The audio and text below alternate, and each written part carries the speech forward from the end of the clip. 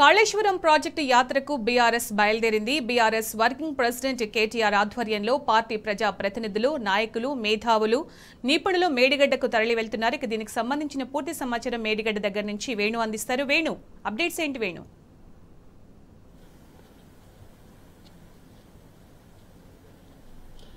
సునీత మీరు చెప్పినట్టుగానే అంటే మరికొద్దిసేపట్లో BRS party working president KTR తో పాటుగా హరీష్ రావు, మరి మేధావులు కావచ్చు, మరి సాంకేతిక నిపుణులు కూడా పెద్ద ఎత్తున ఇక్కడికి వస్తున్న నేపథ్యం. ఎందుకంటే ప్రభుత్వం అంటే కాంగ్రెస్ ప్రభుత్వం వచ్చిన తర్వాత మేడిగడ్డ విషయంలో అంటే ముఖ్యంగా ఈ మేడిగడ్డకి సంబంధించి చూసుకుంటే 85 గేట్లు 86 పిల్లర్స్ ఉంటాయి. అంటే ఇది మహారాష్ట్ర సైడ్ చూసుకుంటే ఇది 19, 20, 21 పిల్లర్లో ఒక పిల్లర్ డ్యామేజ్ వచ్చిన నేపథ్యంలో మొత్తానికి నీళ్లన్నీ వదిలిపెట్టిన నేపథ్యం. ఈ నేపథ్యంలో అంటే బీఆర్ఎస్ పార్టీ వర్కింగ్ ప్రెసిడెంట్ మొదటి నుంచి ఒకటే చెప్తున్న నేపథ్యం ఏంటంటే వచ్చేది ఎండాకాలం ఉంది, కాళేశ్వరం ప్రాజెక్టు కట్టిందే రైతాంగం కోసము, ఎట్టి పరిస్థితుల్లో మీరు కాపర్ డ్యాం నిర్మాణం చేపట్టండి, నీటిని నిల్వలను పెంచండి. ఈ కాపర్ డ్యాం ద్వారా నీటిని ఆపినట్టయితే కన్నేపల్లి పంప్ హౌస్ ద్వారా మనం పంపించేయచ్చు. పంపించేస్తే దాన్ని అన్నారం టు సుందిల్లా నుంచి నందిమేడారం నుంచి గాయత్రి, రాజరాజేశ్వరంతో పాటుగా ఎల్ఎండి మరియు కొండపోచమ్మ, రంగనాయక సాగర్, మల్లన్న సాగర్ వరకు కూడా నీళ్లు అందివచ్చు.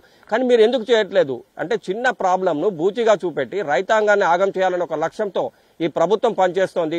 ఎట్టి పరిస్థితుల్లో దీన్ని ప్రజలకు చెప్పాలని ఒక నేపథ్యంలోనే చెలో మేడిగడ్డ అనే ఒక బృహత్తర కార్యక్రమాన్ని చేపట్టారని చెప్పొచ్చు సునీత. ఈ నేపథ్యంలో మరికొద్దిసేపట్లో మేడిగడ్డకు వస్తారు.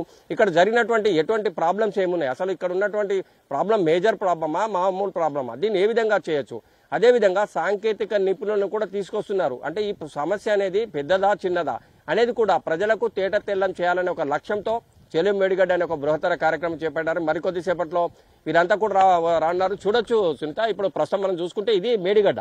అంటే ఇవన్నీ కూడా మనకు స్పష్టంగా కనిపిస్తుంది. అటు పక్కన చూస్తే అది మహారాష్ట్ర, ఇది తెలంగాణ బార్డర్.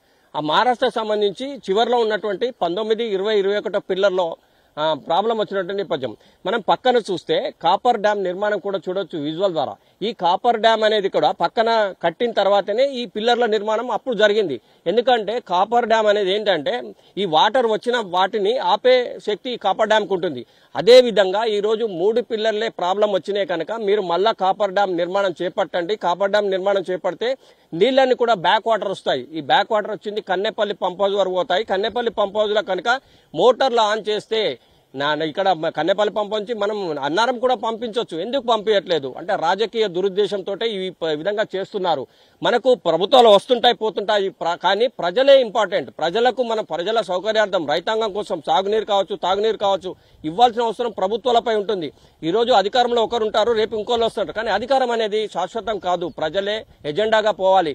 ఈ నేపథ్యంలోనే ప్రతి ఒక్కరు కూడా తప్పనిసరిగా ఈ మేడిగడ్డ విషయానికి వచ్చి పరిశీలించండి, మేడిగడ్డలో జరిగింది ఏంటి, జరగబోయేది ఏంటి అనేది విషయాన్ని చెప్పడం కోసమే ఈ రోజు బీఆర్ఎస్ పార్టీ వర్కింగ్ ప్రెసిడెంట్ వస్తున్న నేపథ్యం చూడొచ్చు. మనం చాలా మంది కూడా వీళ్ళంతా కూడా వస్తున్న నేపథ్యంలో ఏం చెప్తారనే వినాలనే ఉద్దేశంతో ప్రతి ఒక్కరు కూడా మేడిగడ్డకు చేరుతున్నటువంటి నేపథ్యం మనం విజువల్ ద్వారా కూడా చూడొచ్చు సునీత.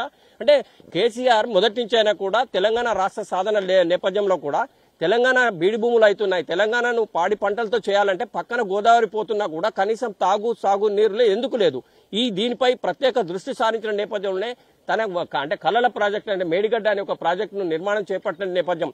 ఈ ప్రాజెక్టు ద్వారా గోదావరి జలాలను తెలంగాణ బీడి భూములకు మళ్లించాలనే ఒక లక్ష్యం ఒకటైతే 48,000 చెరువులను కూడా పుడిక తీసినట్టు నేపథ్యం. అంటే గోదావరి జలాలు ప్రతి గ్రామానికి రావాలనే ఒక లక్ష్యంతోనే ఇది ఏర్పాటు చేసిన నేపథ్యం. అంటే చిన్న సాకు చూపెట్టి కాంగ్రెస్ ప్రభుత్వం దాన్ని పట్టించుకోకపోవడం ఇది ఎంతవరకు సమంజసం? ఎట్టి పరిస్థితుల్లో దాన్ని త్వరితగతిన రిపేర్ చేయాలి. ఇక్కడ దీన్ని చూసుకుంటే కాపర్ డ్యాం నిర్మాణం చేపట్టాలి. వాటర్ను తెలంగాణ రైతాంగానికి అందించే వరకు కూడా మా పోరాటం ఆగదు. ఈ నేపథ్యంలోనే మేము చెలో మేడిగడ్డ అనే ఒక బృహత్తర కార్యక్రమం చేపట్టాం. ఇక్కడ జరుగుతుంది కూడా ప్రజలకు ఉన్నది ఉన్నట్టుగా వివరిస్తాం.